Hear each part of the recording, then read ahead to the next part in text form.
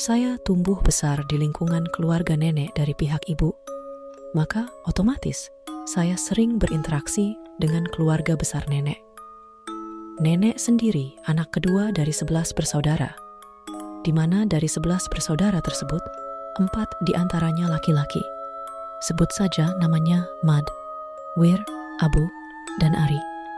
Saya memanggil mereka dengan panggilan Mbah. Keempat adik nenek tersebut lulusan pondok pesantren di Jawa Timur. Ari mondok di tempat yang sama dengan Mad, Abu mondok di tempat yang sama dengan Wir. Meskipun berbeda pondok, tetapi masih di satu kota yang sama. Menurut cerita dari para kerabat, Wir itu bisa melihat hantu. Begitulah cerita yang aku dengar semasa kecil. Cerita yang masih aku ingat hingga sekarang adalah pengalaman Wir bertemu dengan wewe gombel di pohon rambutan samping mushola.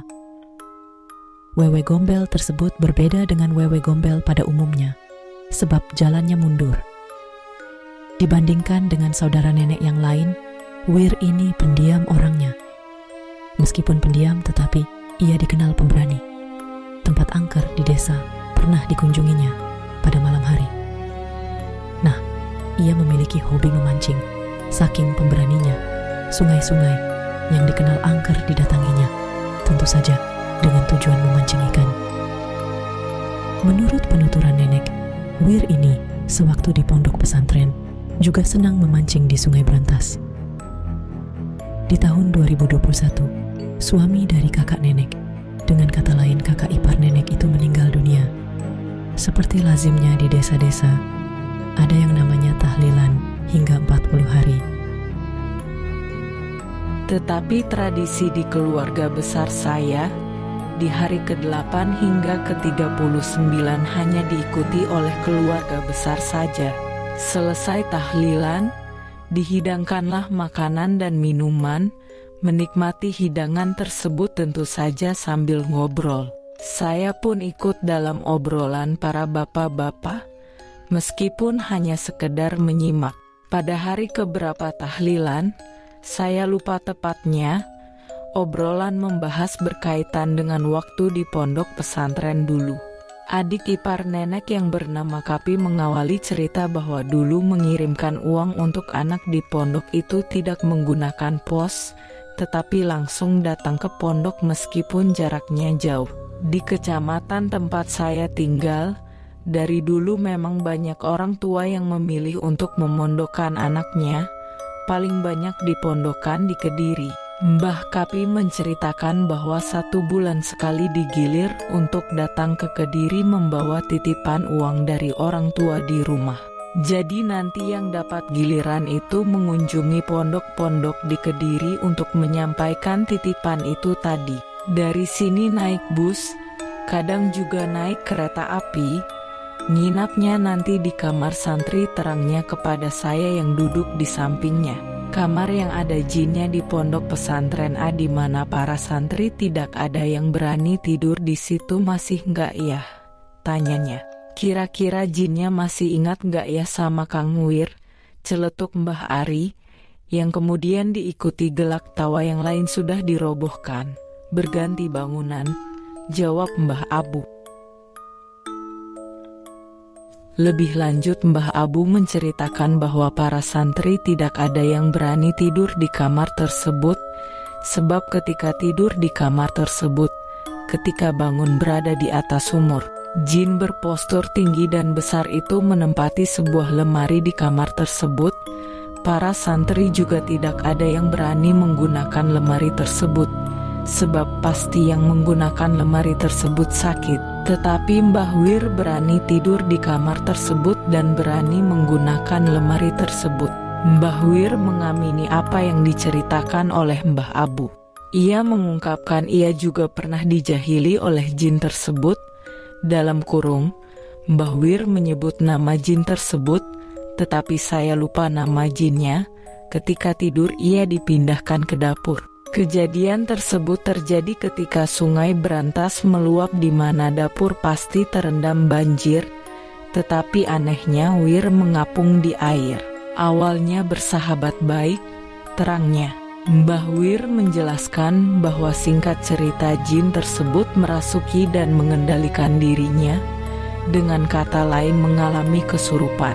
Kejadian tersebut diketahui oleh kiai pengasuh pondok pesantren. Mbah Wir pun dikurung di kamar, dan kiai pun kewalahan. Waktu Kang Kapi ke pondok disuruh bapak, itu semalamnya mengamuk parah. Saya saja nggak berani nemuin, timpal Mbah Abu. Akhirnya ia pun dibawa pulang ke rumah untuk diobati. Kiai mengatakan boleh kembali lagi ke pondok jika sudah sembuh. Mbah Wir diobati oleh pamannya, dalam kurung kakak dari ayahnya. Jika kalian membaca kisah saya sebelumnya, yang mengobati Mbah Wir itu kakek buyut saya. Jadi kakek dan nenek saya itu sepupu, lalu menikah. Paham kan, jadi ayahnya kakek dan ayahnya nenek itu kakak beradik. Setelah sembuh, ia berangkat lagi ke pondok pesantren. Ia pun naik kereta api menuju Kediri. Jangan dibayangkan kondisi kereta api zaman itu seperti sekarang ini. Para pedagang asongan bebas keluar masuk. Saat kereta api memasuki Kediri, ada kakek berbaju putih menawarkan 5 buah rambutan. Namun, tidak ada satupun yang mau membelinya, sebab harganya mahal, yaitu 15.000. Nominal tersebut zaman itu ya besar sekali nilainya. Kemudian oleh Mbah Wir dibeli. Uang sakunya kebetulan pas sekali 15.000. Ia tanpa pikir panjang membelinya, sebab uang tersebut adalah uang bekalnya di pondok selama 1 bulan. Selepas kakek tersebut pergi, ia pun mengupas rambutan tersebut. Pas dikupas, rambutan ke-1 dan 2 isinya kosong, rambutan ke-3 dan 4 isinya hanya biji. Nah, ketika rambutan ke-5 dikupas isinya jimat teropong. Beberapa penumpang pun berusaha untuk menawar jimat teropong tersebut dengan harga berapapun. Namun, Mbah Wir menolaknya. Jadi jimat teropong tersebut bentuknya cincin dengan permata yang berlubang. Menurut Mbah Wir, lubang tersebut fungsinya seperti teropong, bisa melihat tempat yang jaraknya jauh. Akan tetapi jimat teropong tersebut hilang tatkala Mbah Wir baru lulus dari pondok pesantren. Hilangnya bukan hilang karena dicuri, tetapi jatuh entah kemana. Malam harinya setelah hilang, Mbah Wir dalam mimpinya didatangi oleh kakek berbaju putih. Dalam mimpi tersebut kakek berbaju putih mengatakan harus puasa 40 hari dengan menu sahur dan berbuka berupa singkong sebesar ibu jari. Maka dengan sendirinya jimat tersebut akan kembali. Namun, Mbah Wir tidak melakukan hal itu. Rumah-rumah di keluarga besar nenek saling berdekatan satu sama lain.